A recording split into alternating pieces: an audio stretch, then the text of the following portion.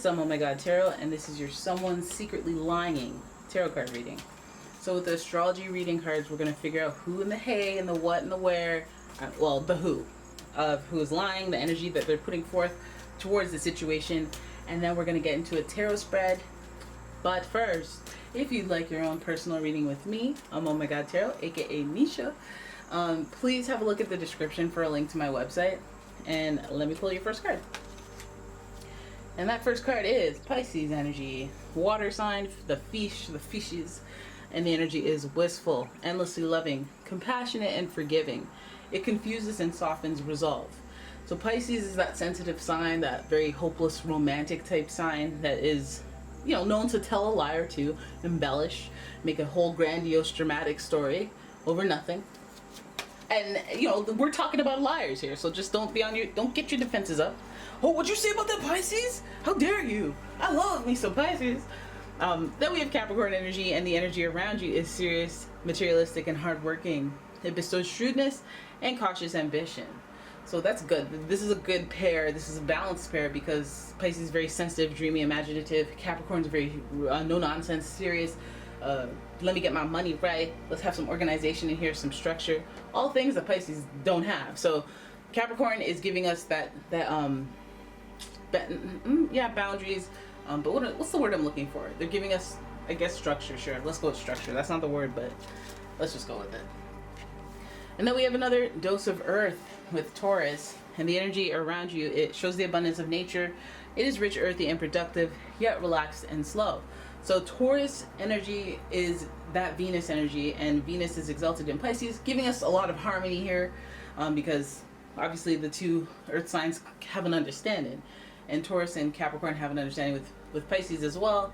So I'm getting that this liar is coming from a loving, love goggles type place, where they are not only ambitious because of Capricorn, but they are a hopeless romantic. Taurus is one of the biggest hopeless romantics of the zodiac, I would say, in my opinion.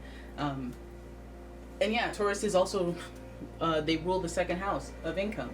And Capricorn is very oriented around their career, their reputation, and achievement. So, you have somebody who has a lot of, dare I say pride? They have a lot of, I'm doing that energy, or let me plan this out, let me create this, let me make something, or facilitate something. They're action oriented, and Pisces is more of that dreamer energy. So what does that make of someone who's lying? Where do the lies begin? Where do they end? What is this person lying about? Well, let's have a look with the pre-Raphaelite tarot, which I'm shuffling right now, and we will see what is the lie pertaining to, because what? Why are you lying to me? Are you lying? Why? And we see, an opportunity coming their way.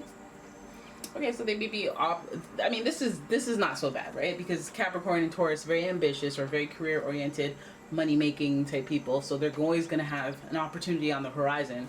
How they deal with those opportunities is up to them. It seems that because this is the night, they're more experienced with new opportunities on the, in the beginning stages. So they won't necessarily be like, hey, look, here's a seedling, an idea. They'll wait until it develops. They're very slow and strategic, as every earth sign is. Then we have the Four of Pentacles, again, holding back information, being conservative. You might find this person's being a little cheap. This person's not spending as much, and you might get suspicious. And you might be like, what's this about? Why are they acting like that? Is it because they've been paying for hotels and fine dining? And it's all like, nah, I might be saving for an investment. I'm trying to make our lives better. But go off, sis. Let's see how you act. Because again, earth signs are observers. They like to see how you behave in certain situations. So this person may be holding a lot back. They may be holding an opportunity, and they may be kind of holding back their current funds or their current resources, themselves, their time, because they want to invest in something. Then we have the Nine of Swords, which marks a little bit of anxiety, a little bit of stress. I'm wondering where the source of that stress is coming from. This may be causing them to lie, just to avoid more stress or more anxiety. Let's keep on. Let's pull everything else. Ooh, burdens and responsibilities. 10 of Wands. We see where this is going. Some of you guys are like, oh, there it is. There it is. And oh my goodness. Oh Lord. Oh my goodness. So some of you guys have partners Some of you guys have people taking care of you, people that love you and nurture you in kind of a financial sense, add structure to your life. And they're having some bit of an issue that they may not be completely honest with. Let's say they've been affording you a fine lifestyle, a very fine lifestyle, where they're like, "Babe, I take care of that stuff. Babe, I'll take care of that stuff," or she's doing that. They may have anxiety if they run into a situation where, yes, they want to invest in something, or they want to try to do something big, or they want to try to identify new opportunities.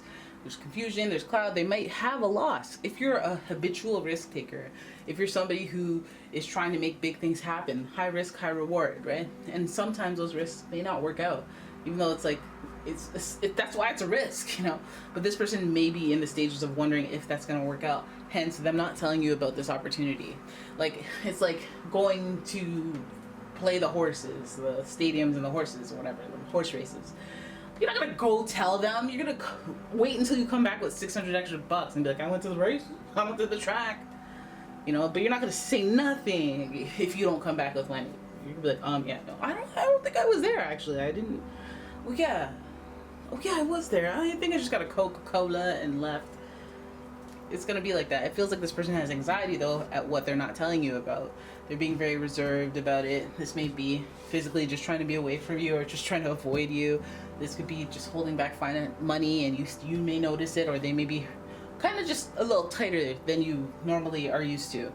And yeah, so then they have anxiety about it. Of course, it's not their natural state, normally used to thriving, but if they're doing something big, they will do it without even hesitating. If there's an opportunity coming their way and they're like, "Oh, there's no way I can lose. I'm gonna put all my funds, suck all my accounts dry, go after this endeavor and try to win big, try." And during the meantime, I will be anxiety ridden until I get my results. I have a lot of responsibilities, so that's what's stressing me out, because this is a I can't lose risk, which is typically not something that these earth signs try to get into, but they also know that regardless, they're still going to take some risk. Now, 4 of Swords. This is what the indicator is. So you're going to skip from, I have all this responsibility and burden, and then you're going to skip the story right to the 4 of Swords, where you're recovering from some sort of trauma. Really now? So what was it? What did you put your money into, and why do you have to be so tight with your money now? What is giving you anxiety in your thoughts, in your mind, maybe even in your dreams? And what is making your responsibilities currently such a strain on you all of a sudden? Why are we going to the 4 of Swords? We're going from the 4 of Pentacles to the 4 of Swords. This is being reserved in one way, and this is being trying to it's like being almost like being in shock and having to process what just happened kind of energy. So I'm in this scenario, I'm like, yo, are you about to lose a lot? Are you gonna have to work extra hard just to gain it back? Are you stressed? Are you upset? Yes, they are. It's the king. They're supposed to perform. They're supposed to reach certain accolades, and once they miss those, you gotta chalk it up to the game, playa, if you're cross watching. But I think this person their pride might be hurting, or they might be like, you know what? No, I don't inform people of the issues. They may be just trying to hustle and do their thing so they can get back on top. But again, they're dealing with stress. Don't add to the stress. They're dealing with responsibilities, but at least they're really trying to preserve their responsibilities rather than be like, forget it, I give up, I can't have that. I think they're still trying to process what happened and how they're going to create their plan B or whatever. Because it feels like this opportunity that seemed like a sure thing, it may not be going as they planned. Whether it be delayed in results or just fall through completely. Kind of skipping right there to them being like, oh God, what did I do? Okay, what just happened? Kind of energy where they're just trying to process what they did, the commitment they made, and what their decision could potentially cost them is what they're going through. So hell no, they're not telling you they're not going to tell you that. Boy, if you don't get. Anyways, there it is. That is your reading. I hope you guys enjoyed it. If you did, please give the video a thumbs up and subscribe to the channel.